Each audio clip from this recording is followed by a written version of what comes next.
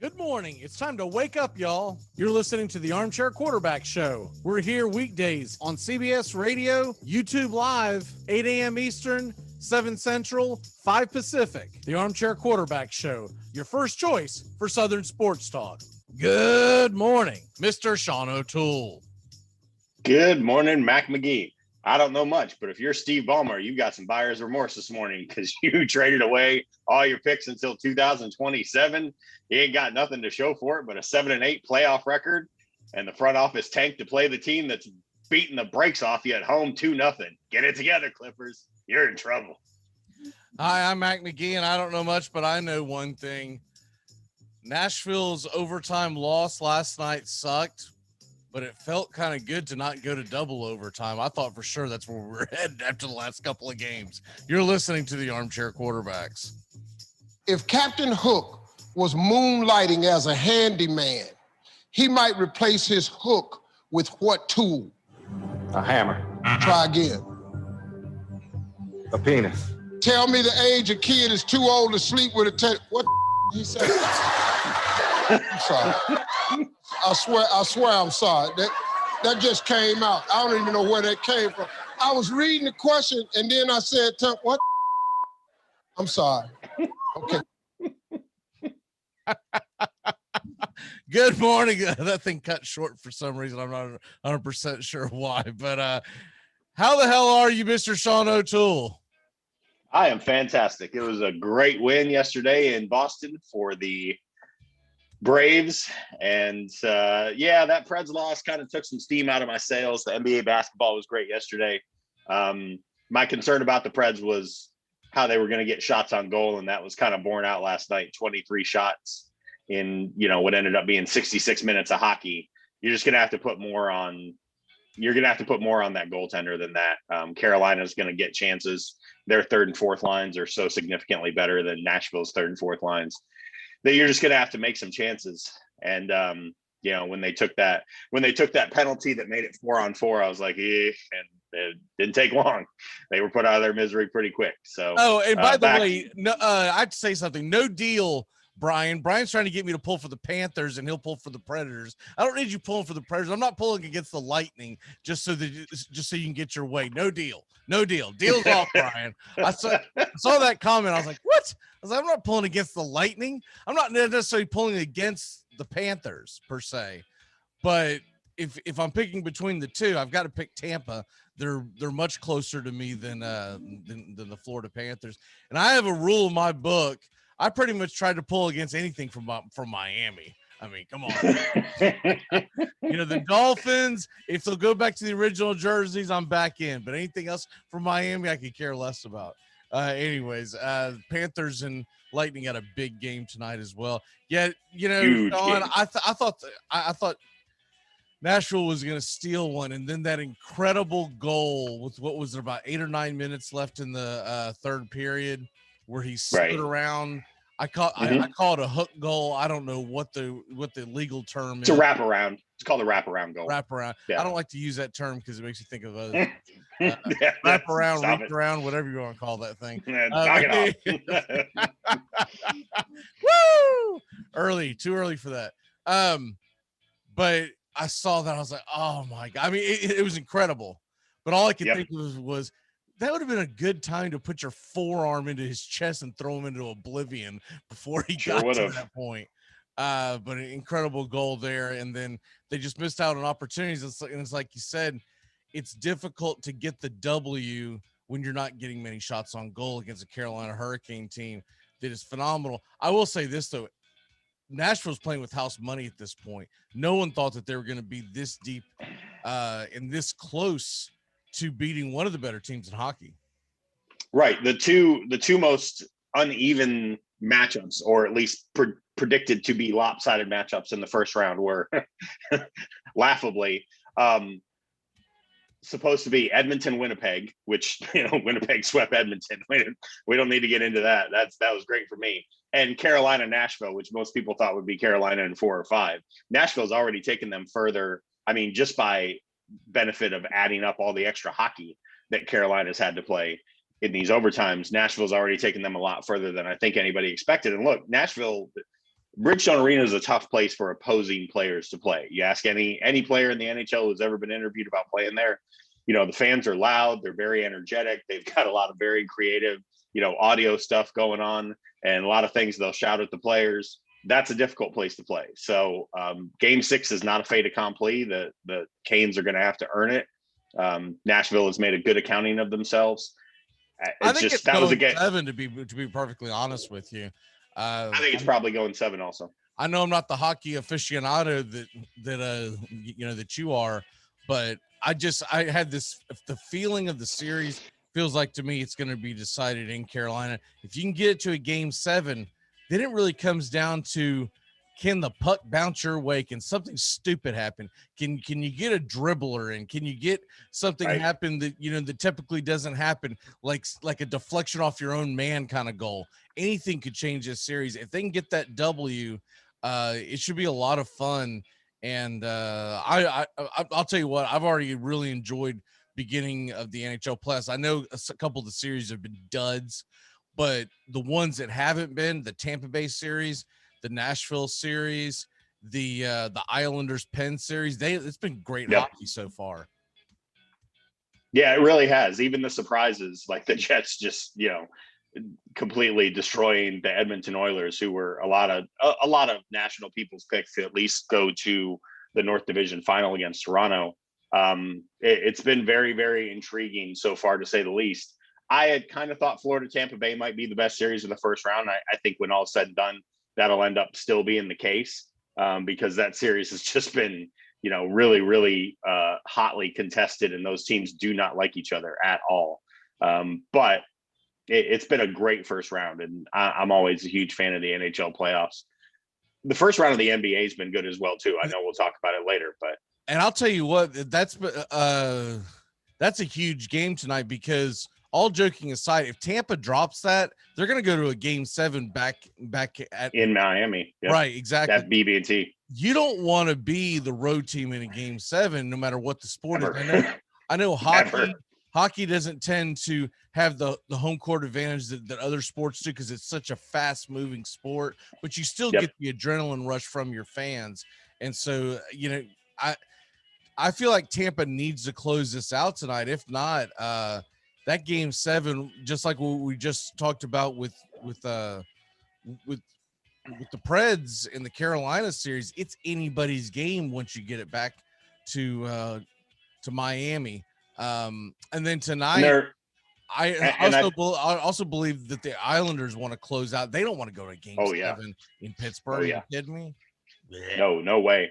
Yeah, those are 2 big games tonight, and Tampa's in some danger because they had a lot of trouble with Spencer Knight the other night, who's, no pun intended, a 20-year-old goaltender that they've not seen a lot. It's different when you've seen Bobrovsky. You've seen Bobrovsky, 15 times this year. And a lot of the guys on that team have faced Bobrovsky before. He's been in the league a long time.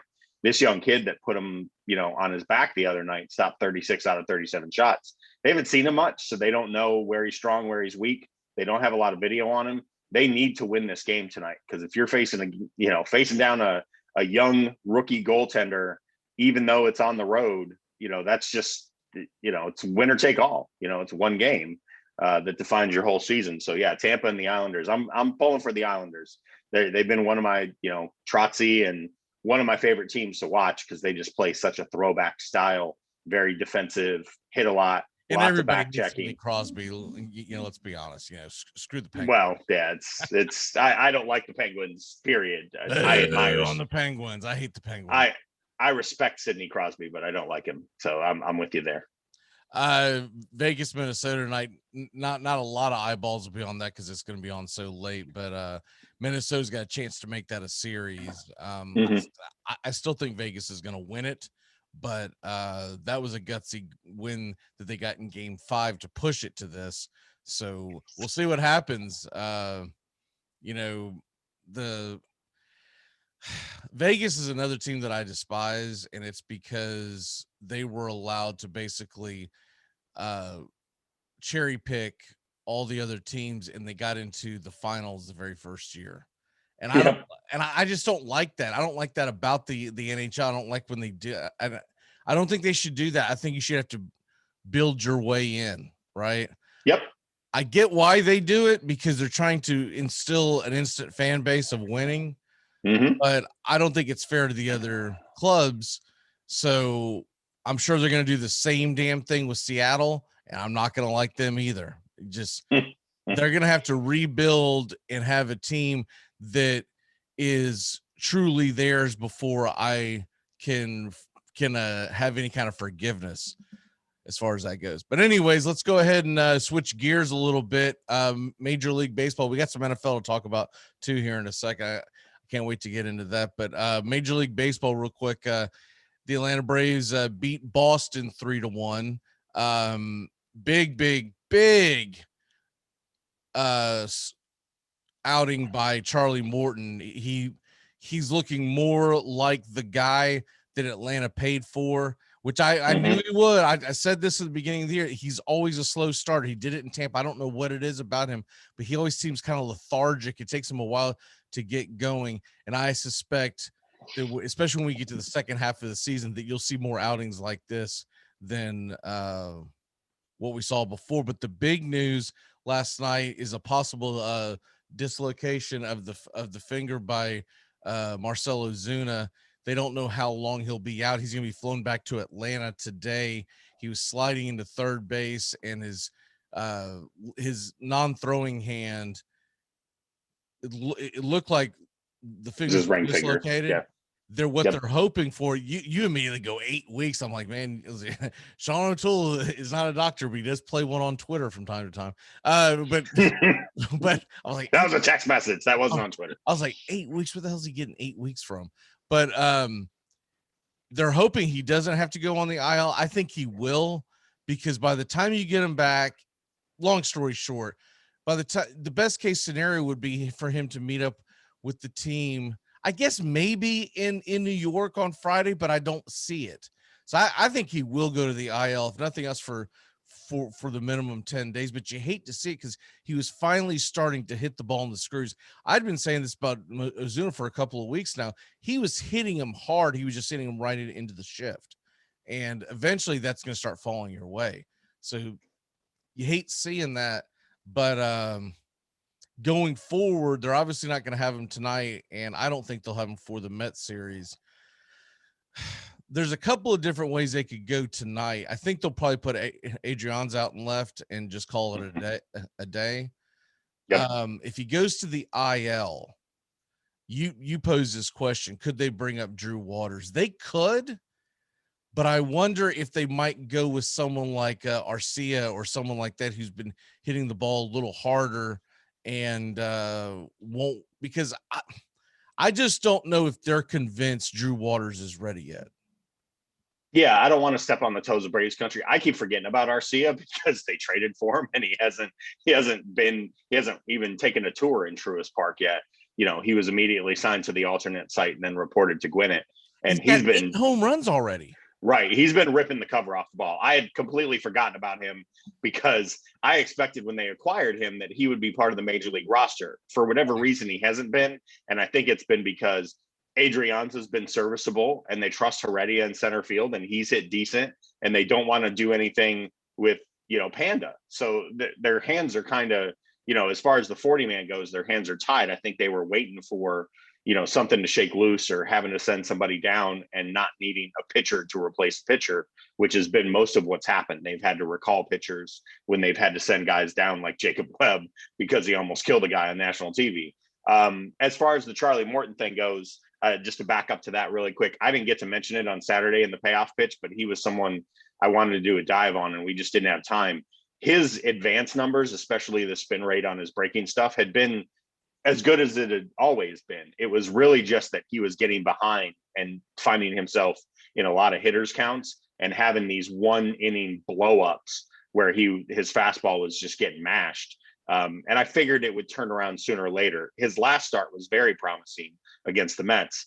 And then last night, he was just nails. They had no idea what to do with his breaking stuff. It does suck to see Ozuna out. I thought a dislocation was maybe worse than it really is. I guess it's not that big of a deal. It's not exactly a fracture or a break. it's just, popped out of the socket, pop it back in. It's mostly he would be on the IL because the swelling, and they have to make sure there's no ligament damage from the dislocation. But, if he's up gone for a while, my hope would be Arcia. One thing, but we'll see. The one thing about Arcia that I'm wondering about is because he's listed as a shortstop, can he play left field? And I would think, if nothing else, he can't play it worse than Ozuna. Yes. So I almost wonder if they brought him up, if he was the move, if they would put Riley back out at left field, even though I don't want that because I love Riley at third base. His defense is his defense is elite. I'm just shutting it down. Shutting it down. Hey, I don't want to see it either. Austin Riley is the Gold Gloves third baseman. That's some tomahawk talk crap. That's okay. Facebook thing. That is some junk that your non-Braves fan is going to say, because I'm not talking about you. I'm talking about the typical bozo who thinks that Austin Riley, they think that it's just a video game. Austin Riley's a phenomenal third baseman. And the other thing, Sean, too, that I would put out there, another reason why I wouldn't like it, you move Riley to left field. Does that start getting in his head, and does it affect his hitting? Right. Sure. I want him just to go out there and play the game. I don't want him to all of a sudden start playing another position. And then people don't realize it, but it does affect them. If Arcia can't play left field and can't play it at a decent rate, then I say bring someone else up. Right. Waters. See what you got with Waters. I think it's absurd. I've been talking about this on Braves Country today for about a week now. I think it's absurd that Austin Riley's not batting cleanup. It is absurd that he's not batting cleanup. Snit's warming up to it. He's got him in fifth, but with Ozuna out, we'll see what he does tonight. Ozzy Albies it's trash. Ozzy Albies should not be hitting that high up in the lineup. It's a fact. I don't think Ozzy's trash, but he's not a cleanup hitter. I would agree with you there. Trash left-handed hitter. He does not belong up at the number 4 spot on a team that is supposed to be a division contender, a World Series contender. That's not your cleanup hitter. Now when he bats right-handed, I can concede, but left-handed, he just flails at the ball. I've said this for all along. He needs to be batting much farther down in the lineup, or force his hand and make him hit number 2 and put Freddie back at the 3 spot where he belongs. Because then at that point, Ozzy's going to be forced to, you put hit and runs on, you put, you make him drag bunt, et cetera, et cetera. But I would be in favor of, when he's hitting left-handed, to hit him much farther down in the lineup. Also, too, he gets on, he could be starting a spark for when Acuna comes back around, right? To fortify your point, because I like it when we bring stats to the conversation. As a left-handed hitter versus right-handed pitchers this year, 212 average, 303 on base, 409 slugging, 712 OPS. Those numbers are all somewhere between 80 and 100, sometimes 300 points higher as a right-handed hitter against lefties. You and I've said for years he should just bat right-handed. He's better right-handed. So I don't know what the obstinacy is. If he wants to bat left, what I'm saying is Riley should be backing up Ozuna. And if it's a left-handed pitcher, I wouldn't have a problem with Ozzy batting 5th at that point. But if it's a right-handed pitcher, I think he needs to be 7th or 8th, right? Yep, below Contreras, who's got sock in his bat. Contreras hits hard. I'll tell you who I think should be the number 2 hitter right now on the Atlanta Braves, because he does all the little things, and he's got the speed, et cetera, and he'll move a runner over. Give me Heredia. Give me Heredia starting in center field. Let him bat 2nd. I think the offense would go. It would, and it lengthens it. I just feel like Snicker shortens the lineup when he puts his best 2 or 3 hitters at the very top. It makes it where then the bottom of the lineup looks more. Look, you get Acuna, you just leave Acuna where he's at. The kid's special, right? But let's say he doesn't hit a home run and he gets on base, whether it's a single, double, whatever. Heredia is going to do the little things to move him over to the next base.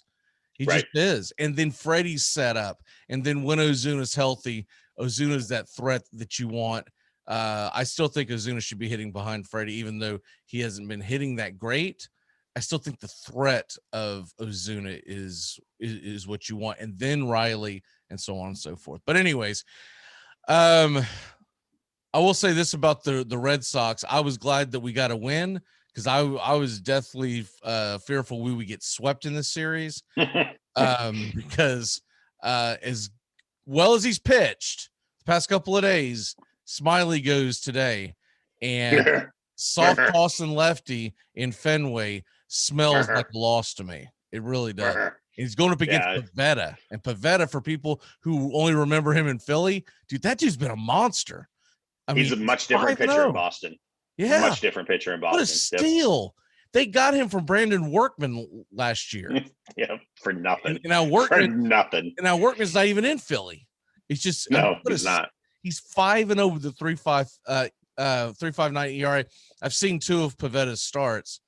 I've been watching a lot of Red Sox baseball this year, and dude, he's good. He's good. I've seen all of his starts. I own him in that $100 league. I'm in the Trosh, and he's winner chicken dinner. winner chicken dinner, man. He's been great. Philly gave up on him. I mean, I never condone giving up on an arm that's under 26 years old, and I think Pavetta's 24 or 25. Whatever they've unlocked in Boston, he's pitching with velocity. To say that you have no faith in me now just because I'm over 26? No, that's not what I'm saying. I still got a chance, man. I can. In Philly, it seems like they just teach pitchers to pitch with velocity up in the zone, which can get you in a lot of trouble. In Boston, they're teaching him to pitch with velocity to the corners. And he's getting a lot of called strikes. He's getting a lot of swing and miss strikes inside. They've unlocked something that he has. He's been good. The Braves have a huge challenge today without Ozuna in the lineup. Yeah, I think the only thing that Atlanta could get to, they have seen him quite a bit, and they have hit him. Yeah, they have. Yep. They have hit him well, but I hope that they're ready for a different Pivetta. Yeah, he's not the same guy he was in Philly. Yeah, not even close. This is not your older brother's Nick Pivetta. This guy's a little different, and I think the big key is he's keeping the ball down. If you can keep the ball down in Fenway, you're actually doing something there. You're ahead of the game. Let's go ahead and dive into our DFS and our picks against the spread. Where are you going with the DFS today? What are you stacking? What are you liking in the starting pitchers? So in the DFS, I'm just going to go through my DraftKings lineup really quick. Okay. I'm stacking some hitters today. I do have a few Braves in that are well priced because they have seen Pivetta a lot. Now this could end up easily backfiring.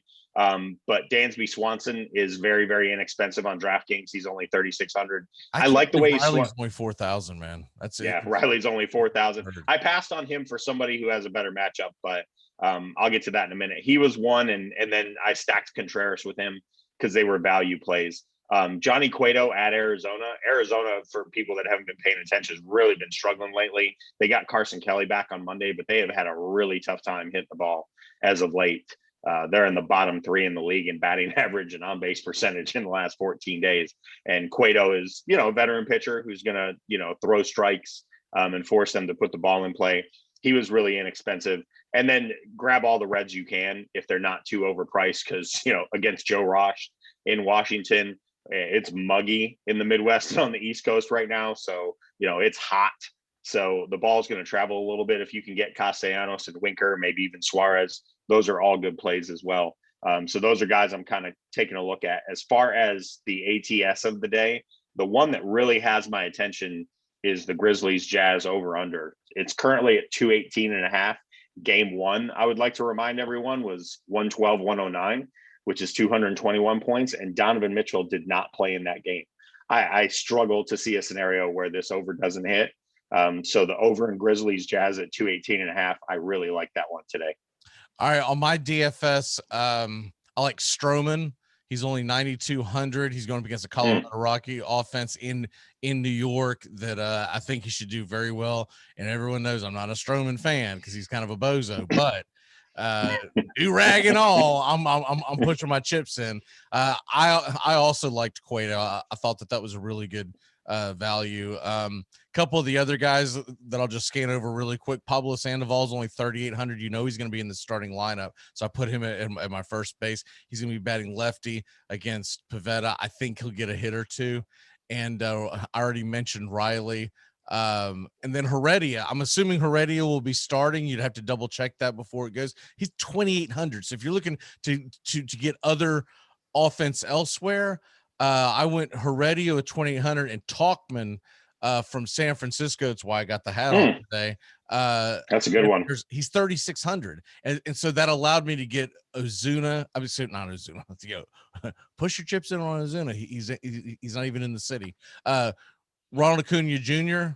I put Wendell at shortstop for Tampa Bay going up against Minor. He had a great game a couple of days ago, and I believe in riding the hot hand. And then also from the Red Sox perspective, you got the soft tossing lefty. I put Kiki Hernandez in as my second baseman. And then as far as the pick'ems today, I'm gonna go with Major League Baseball. You know me, I don't like betting hockey, period, because I think it's just a crapshoot. And then basketball, to me, I always feel like it's a sucker's bet. Unless I really feel like the team's going to win and they're an underdog, I don't go win basketball.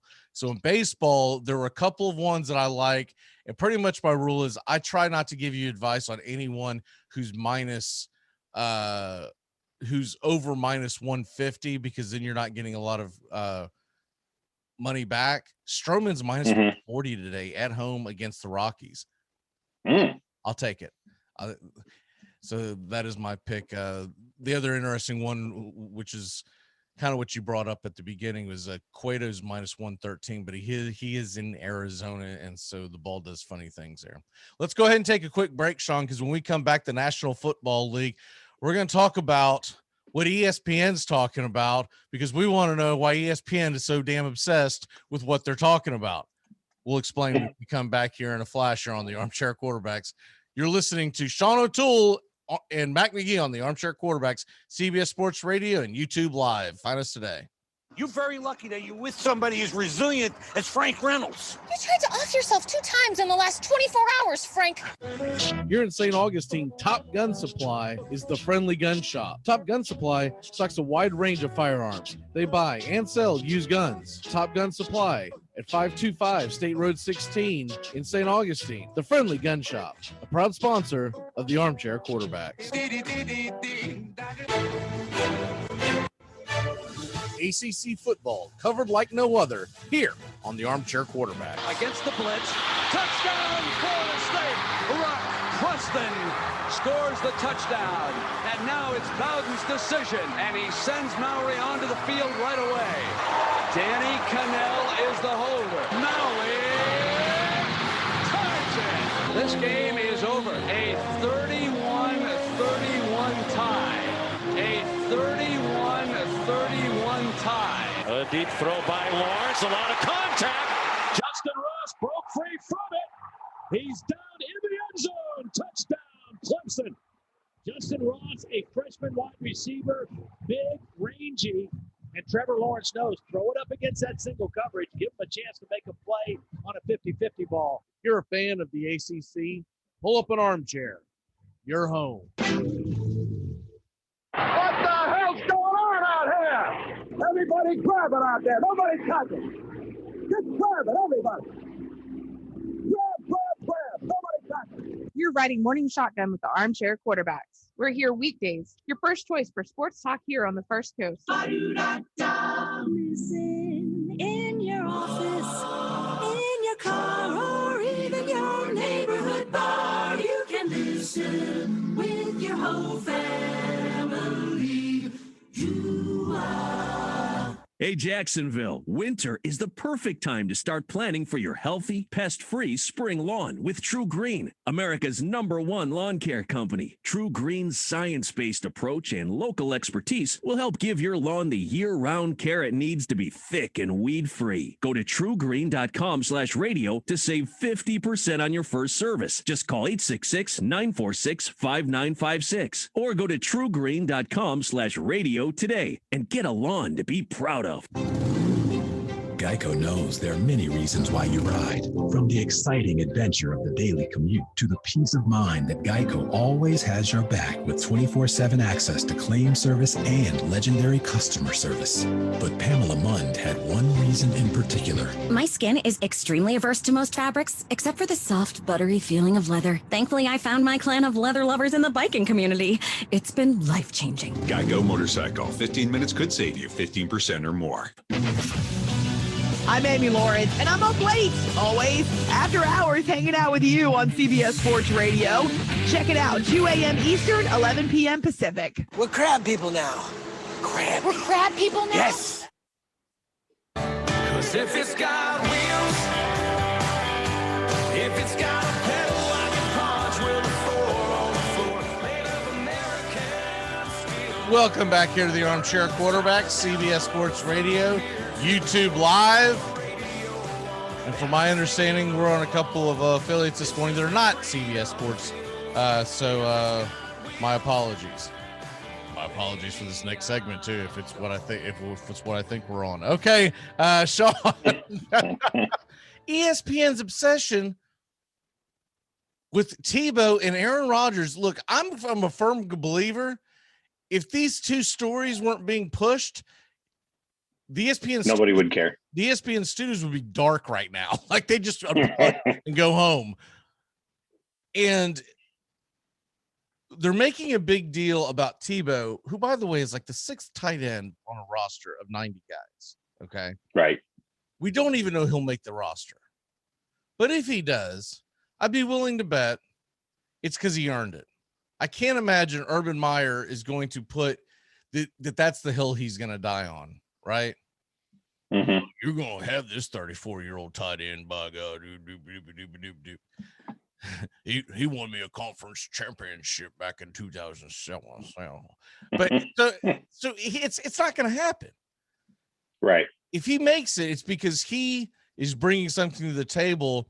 And I would say, knowing TEBOW, the maniac that he is and gifted athlete, he's not that fast, but I could see the dude being a special teams guy. I could see him being a guy that they're going to try to use as an H-back, whatever. Try to put some weird things involved where he's the quarterback snake. But they're obsessed with putting him and Aaron Rodgers on, and this is in the middle of the NBA playoffs. Right. And yet they've tried to tell us for years that the NBA is this big thing that everybody's watching and everyone's tuned into. And what they're showing us without showing us is that if they don't have the NFL to fall back on, because they've gotten rid of all of their baseball guys, like they've got like 2 baseball guys left in the entire campus, right? If there's only Tim Kirchin. Right. That's essentially it. I guess Carl Ravitch too. Ravitch is there, yeah. So there's and then you've got the Eduardo there's like 5, honestly. If you don't have those guys on, and of course this isn't the playoffs, so you're not typically going to go, that deep into baseball when it's not the playoffs. If you're a national television show, unless you're on the MLB network, obviously. What they're showing is if they don't have the NFL to talk about, their ratings are dumping the moment they start going deep dives into the NBA. Right. And so they don't want to talk about it because they're going to sit there to try to, to sell you that narrative because they want you to watch. They don't want you to think you're watching a failing and flailing league, right? But that's what's happening, and that's why they're having to go so hard on Aaron Rodgers. I mean, good God. The Aaron Rodgers thing's even dumber than the TEBOW thing because it's like once you bring it up a couple of times, there's not much left to talk about until June 1st when he could possibly be traded, right? Right. Exactly. What say you? Yeah, I mean, they're telling you where the bread is buttered, and like you said, you've read between the lines. I haven't watched that horrendous show that Greenberg hosts every day because they have Orlovsky on, and if I have to hear Orlovsky tell me one more time how smart he is about football when my knowledge of him ends at him running through the back of the end zone. TEBOW hot take, by the way. I'm sure he did. He's they're basically turning these people out at this point, right? It's just a machine press. And when somebody leaves, they replace them with somebody else who's doing the exact same thing. This started when Dilfer and Salisbury were on NFL Live on ESPN2 7-8 years ago. They were doing this. It just wasn't as widely covered. I don't care what Mickey Sports puts on TV because I don't watch it, but I understand what you're saying. They're telling you everything you need to know about where their money's coming from. Their money's really coming from advertisers who want to see NFL jabber, right? So that's 25 of the first 30 minutes of every day on Get Up, which is why they're covering As we're TEBOW and Aaron speaking Rodgers. right now, Sean, Get Up's got Aaron Rodgers plastered all over the screen. I don't know what they're right, doing. exactly. So we're not talking about the NBA playoffs. We're not talking about the NHL playoffs, which are both ongoing. And by the way, you just paid billions of dollars, right? Billions of dollars for the NHL. And I get it that the NHL isn't that popular, but they need to start leaning into it because they're going to start covering these games. You can't just flip the switch all of a sudden and say, hey, start paying attention to the sport now that we've signed a contract. So right. What's going to happen in the fall? We're going to have night one, and it's going to be Linda Cohn solo in studio with, kicking it to Barry Melrose. Wait, it's 1997. What's happening? Where's Darren Pang? Get him in here. Get the Panger in here. They're gonna have to do a mass hiring. You might want to put your resume out because they're gonna be like, hey, did anyone think about the fact that we don't have any hockey people in here? Oops. Oops. And who the hell extended this baseball thing after we fired all the baseball guys? Right. Yeah. Let's go to opening night of the Washington Capitals covering the NHL live. It's Brian Greasy and Louis Riddick. Wait, what? I hate to break it to We're doing what? I hate to break it to the Bomani Joneses of the world, but they're going to eventually lose interest in paying so much money to the NBA if the ratings don't turn around. They're going to be looking for a job, because if they don't have the NBA to talk about, I think of some of the guys that come on these shows. I'm like, what the hell would you talk? What in the God's name would Michael Wilbon talk about if the NBA didn't exist on ESPN, right? Because look, I love PTI. I love that's the one show that I still watch, but I laugh, but I record it and I usually catch it about 20 minutes in, so I can fast forward through, because I know what's going to happen. If it's Wilbon is on there, it's about 50% NBA. And so I just fast forward through most of the NBA hot takes, because it's normally, is this a big game for the Lakers tonight against the Suns? It's usually that kind of stuff. And it's like, well, yeah, because it's a playoff game. So, yeah, like they're going to rattle on for 3 minutes on whether or not a playoff game is of importance. But yeah, they're going to do a complete overhaul. You're going to have a lot of, guys getting hired that says, take off, you hoser. Yeah, if there's any justice, they'll bring. That's going to be an issue if the Canadian government doesn't lift their ban, so they're going to be doing everything through Zoom. Exactly. If there's any justice, they'll bring Gary Thorne back, but apparently he's still in a contract with Masson for the Orioles, so I don't know how likely that is. I really liked him. I really liked Thorne. He's phenomenal play-by-play guy for both baseball and hockey, and he was he was amazing. And that was just honestly him and Doc Emmerich are the two voices of the NHL for me. I mean, he was, he's the guy that uttered, after 22 years, Raymond Bourque lifts the Stanley Cup, which is one of the most iconic, Stanley Cup calls of all time. That was Gary Thorne. Doc Emmerich was. Hey, I just saw this. Joey's asking you, did they fire Mina Kimes yet? Oh God, here we go. I like Mina. Get out of here. I know you do. It's funny. It's a funny thing. It is very funny. God, if I didn't know hockey, she's gonna be lost. I've never heard her even utter hockey. She's pretty much football is all I've ever heard her talk of. And knows what she's talking about. I mean, I'm sure she's talking about. She knows what she's talking about with football. She seems to that's her be sport. Leaning into the same thing. She doesn't jack about baseball, and I don't know as far as basketball. She's from the Seattle area. She's mentioned being a Mariners fan, but I don't think she could tell you anything about the team outside of what happened when they were good in the 90s. Her hot takes on baseball have been minimal. I will say this about TEBOW and Rogers really quick, and then we'll jump off this train. Again, I didn't have a problem with TEBOW being brought in. He's going to be used as a gadget guy. I think Urban probably wants him in the building for the culture he's trying to build, and he's going to deploy him in some situations if he even makes the team. As far as Rogers goes, as a Lions fan, I'm loving this. I will tell you one thing. Get him out of here. I'll tell you one thing that I found. I'll tell you one thing that I found funny. So not too long ago, Stephen A. Smith and I like most of Stephen A. Smith's stuff, but he really went for a reach, saying that TEBOW getting a chance to try out for the NFL is white privilege, right? And he went down that. Stop it. And of course, right. I saw a lot of that. And of course, Max Kellerman was shaking the pom-poms, right? And then I saw a video where someone pointed out, and they had a good point. They said, white privilege. They said, tell me the white athlete, and they starts naming off all, like, Antonio Brown, what he did, right? And he was allowed back into the Greg Hardy was another one.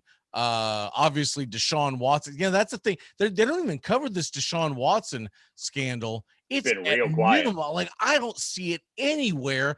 And this is a huge scandal. It's 22.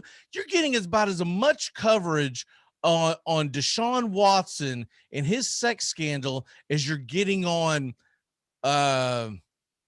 Cuomo and his sex scandal on CNN. They're like, no, that never happened. Let's move on. It's like, what the hell? This is what happened to the Me Too movement of like 3-4 years ago, where it was like the biggest thing in the world. And then because it's the same thing that happens to all movements, it gets tired. People move on to other things. No, it's because it's not fitting the right narrative. I guarantee, Sean, if this was Aaron Rodgers with the same kind of Deshaun Watson junk going on, it would be everywhere, not just ESPN. I'm talking about every major news outlet. It's not getting shown anywhere. And, I've got a lot of theories on why that is, but it is absolutely absurd that no one is covering. I think we're the only show that even brings it up. I don't bring it up that much because it's like, I'm not going to sit there and beat a dead horse over something constantly going, what the hell is going on? But he's not showing up for OTAs, still wants to be traded. I'm like, who the hell are you to demand a trade when you're freaking, Captain Pervert over there, right?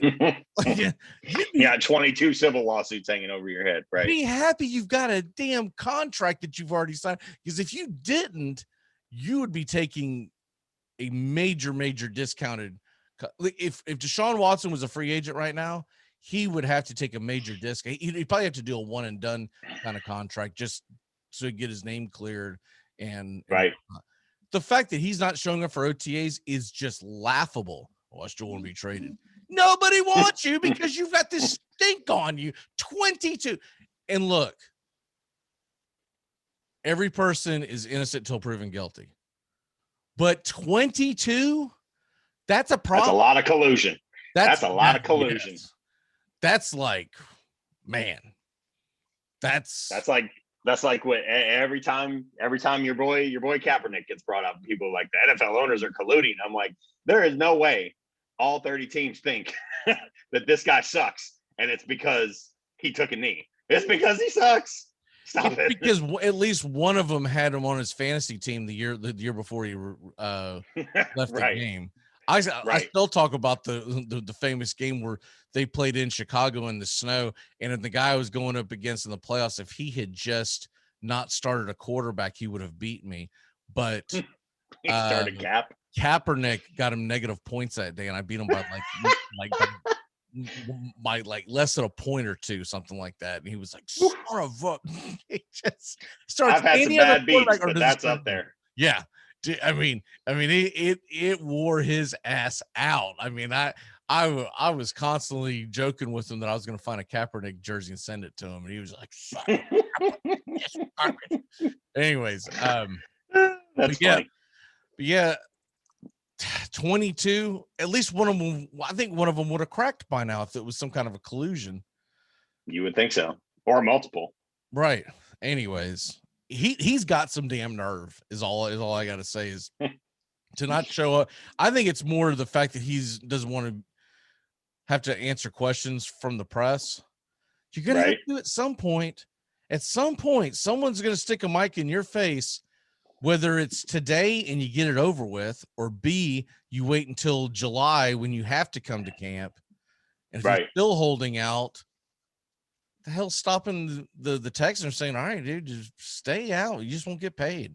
Whatever, dude. I really wonder how much calamity and just like chaos there's going to be when the league year starts on June the 1st. No, seriously, like when the league's financial year starts on June the 1st, I really wonder, as things become official, how much chaos there's going to be. Like if the Packers already have something in the hopper to get rid of Rodgers, if the Texans already have something in the hopper to get rid of Watson, I just wonder if we just aren't getting clued in because only like 2 people in the building know, and they're just going to drop it on everybody on June the 1st. We're going to be like, ah! Joey brings up a good point. I think it was back when we were talking about Stephen A. Smith's hot take on a white privilege. He goes, what about Kareem Hunt? Can you imagine if Christian McCaffrey would have knocked some chick out in the elevator like that? He'd never get a chance again. It's just never. It's asinine. Let's go ahead and move over to what we just talked about that nobody's paying attention to, but it is the NBA playoffs.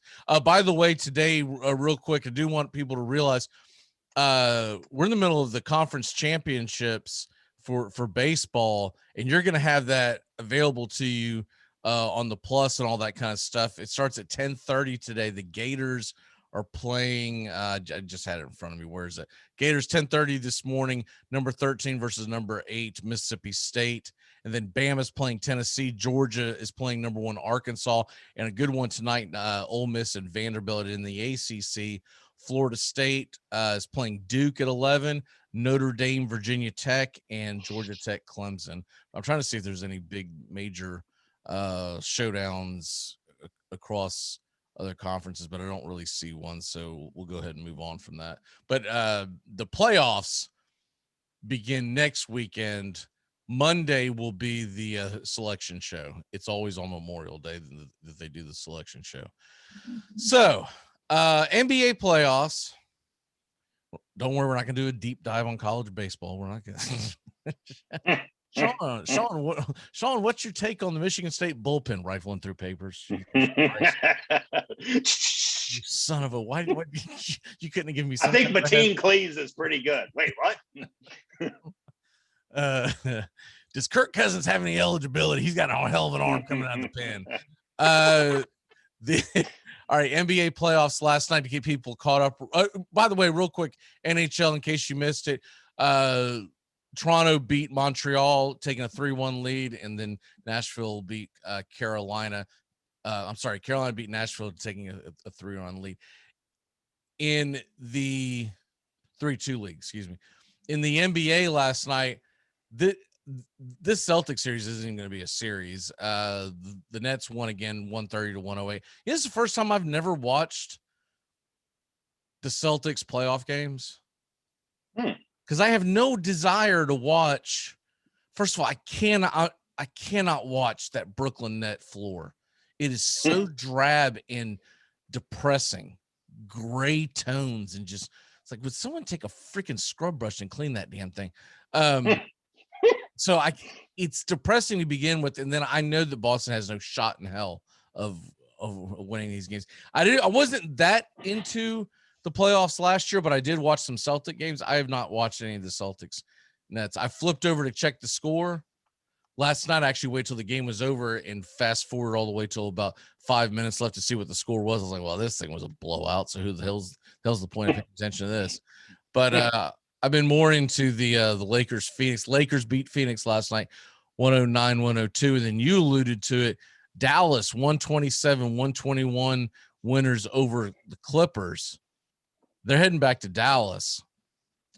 The Clippers tanked their way into this spot, by the way. They lost their last 2 games to Oklahoma City and Houston, the 2 worst teams in the league. So they were trying to get into this series. They were trying to avoid being in the 3-6.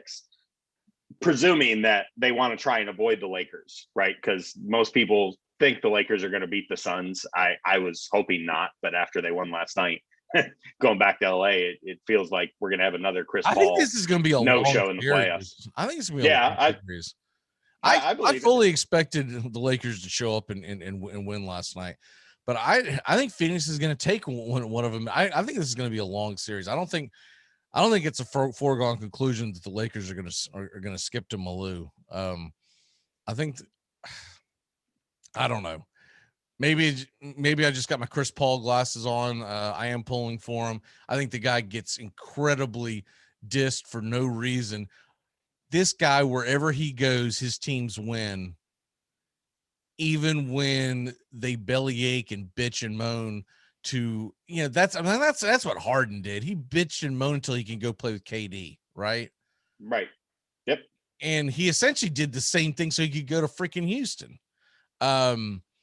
Houston dumped him, or Houston got him from OKC, but he was the squeaky wheel, was the reason why he was originally traded. I still think it was a dumbass trade, like a Ibaka. Yeah, that was a great trade. Let's hold on to him. But regardless, Chris Paul, wherever he goes, he doesn't complain that he's gotten sent to a bad team. He just goes out, oh, by the way, we got the second best record in the West. Right. I mean, I just, for one, think it's going to be a hell of a series. I'm a little shocked that we were talking about this yesterday. I think the Clippers, to me, feel like a team that has no personality, and they have no personality because Kawhi Leonard is such a quiet person, right? He's not a leader. Right. He's a great player. He's not a leader. And for his teams to excel, he has to have other people to be the leader. Well, PG-13's not a damn leader either. No, he's really not. And he hooked his sail to that. Now, what's interesting is, remember, he's got an opt-out this year. He does. I think he's going to leave the Clippers because he's going to go try to find somewhere that he can win. Maybe it's Miami. I don't know where he's going, but once again, the NBA offseason is much more fascinating than the actual season itself. Can be. But looking at this real quick, tonight's games, and I hate the way they're dragging it out. It's like, come on. It's Wednesday, and we're just getting to game 2 of the Knicks Hawks. What the hell are we doing here? That, to me, is the big game. And then Memphis, your neck of the woods. How about them going out to Utah and stealing game 1? Do they have a real shot of winning this, do you think? I don't think they do. And the difference is Utah not having Donovan Mitchell, who's a dynamic scorer and by far one of their better perimeter defenders, the captain of their team. Their offense takes a significant drop off when he's not in the game because they can't run some of their dribble handoffs and pistol actions at the top of the key with Mike Conley and Rudy Gobert the same way they do with Mitchell and Gobert, where they can kick it out to open shooters. But Memphis getting game 1 certainly put Utah on notice that they're not going to go quietly. Memphis is here ahead of schedule. Their future is ahead. They have John Morant. They have Jaren Jackson Jr. They have Desmond Bane, Dylan Brooks, Grayson Allen. They've got a nice team of complementary players and some superstars that they want to continue to add players on top of. But that got my attention. I thought this would easily be a 4 or 5 game sweep.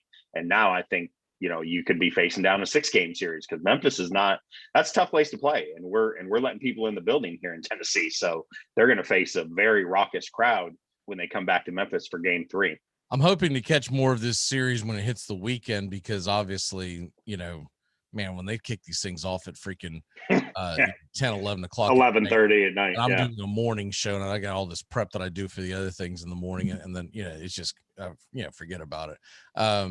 But I really want to watch Memphis. I want to pull for him. I want to watch John Morant. I was a big fan of him when he was in college, and so I really want to see how he's progressed. So I'm hoping to watch more of it this weekend. Looks like we're coming up on the end of it, so let's go ahead and hit it. Turn back time and our walk-offs. All right, on this date in 1959, Bill Veeck pulls another stunt. Are you familiar with Bill Veeck, Sean? The name sounds familiar, but not sure why. So he was an infamous showman, I guess is the best way to describe it. And he was did it with the with the White Sox, and then also did it with the A's in the 70s. My God, there was a hell of a brawl, by the way, that I'm catching.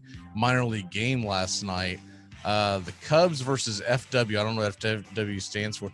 It's South Bend. Fort Worth. Dude, they are absolutely brawling. I mean, wow. It was like an inside pitch, and it caused an argument.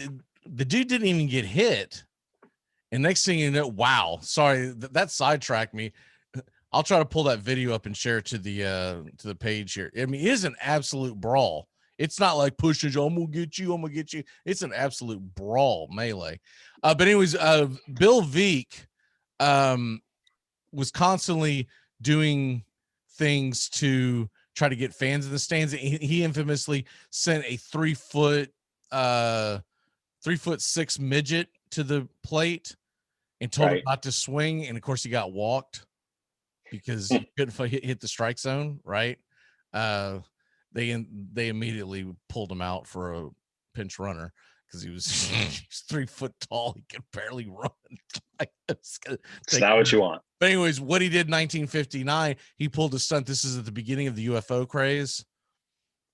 He brought a helicopter in, dropped him down, took 4 little people, 4 midgets, as they would have said back then, and dropped them in Martian uniforms to land on the field as a stunt. I mean, this guy did this.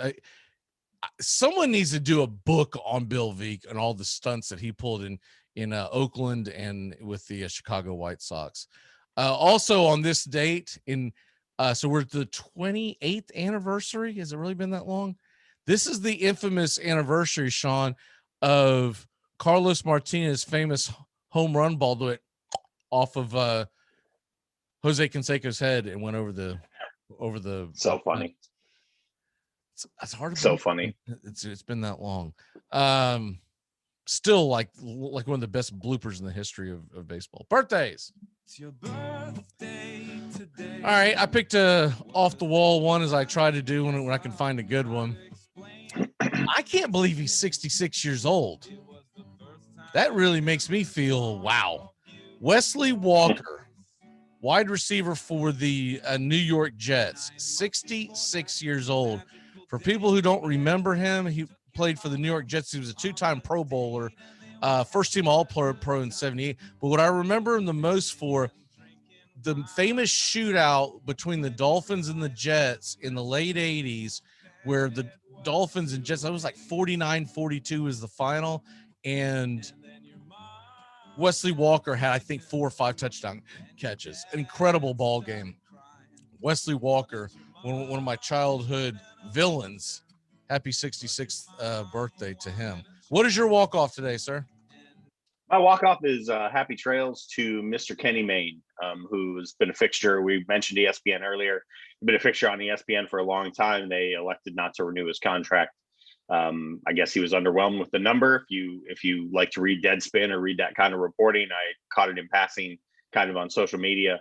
Very curious to see what he does next. He's always been kind of a quirky and enigmatic guy who's done off the wall things. Kind of sad to see him go. And that's really, I mean, there have been 100 end of the eras at ESPN from that 90s, Dan and Keith era, but he was kind of one of the last bastions of that era that was still with the network. And with him gone, I don't really think there's anyone left from what we consider the glory days of ESPN at this point. So I hope he lands on his feet, does something interesting. Chris Berman re-signed his contract, but he does Berman, sure. Yeah, he does prime time. He does the streaming. It's not even on the network anymore. Nope. With Maine, I'll be honest with you, and they said he was leaving. I thought he was already gone. Like, I haven't seen him in years. Like he randomly shows up. I didn't realize he was actually under contract. I actually thought that maybe he was like a temp agency or something that puts him in there, because you rarely ever see him anymore. He was never quite my cup of tea, but I never disliked Maine. It is sad to see him go, I guess, but he wasn't doing a whole lot to begin with. I feel like, and I feel like I didn't see him a whole lot, but maybe he was like the the comedy act. He was like the SNL drop-in sketch, that they would do on SportsCenter, but he was still around. So, right. Hope he lands on his feet. Did he not leave ESPN before, by the way? Nope. I swear I felt maybe they made a big deal about when he went away from doing SportsCenter all the time. Maybe that's what I got confused with. My walk-off for the today, obviously, you got the Lightning and the Panthers puck drops at 8 o'clock. The Braves Red Sox will be watching that. But if you get a chance today, y'all, there's some good baseball, good college baseball going on. Check it out. ACC and SEC tournament should be a lot of fun. And these are single eliminations, and as they get closer to the weekend, we'll get it's not quite the round robin chaos that they used to have years ago, but a lot of really good college baseball as we get closer to this weekend, which the women's super regional will be going to. So much junk gets put into one time. I love this time of year, but I hate it too, because I always think to myself, could they not have stretched this out a little bit?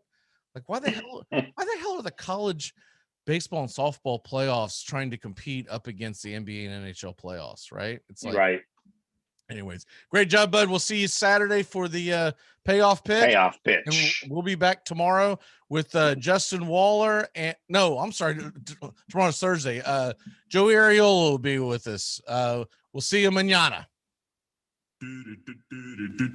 Goodbye, sweetheart. Well, it's time to go.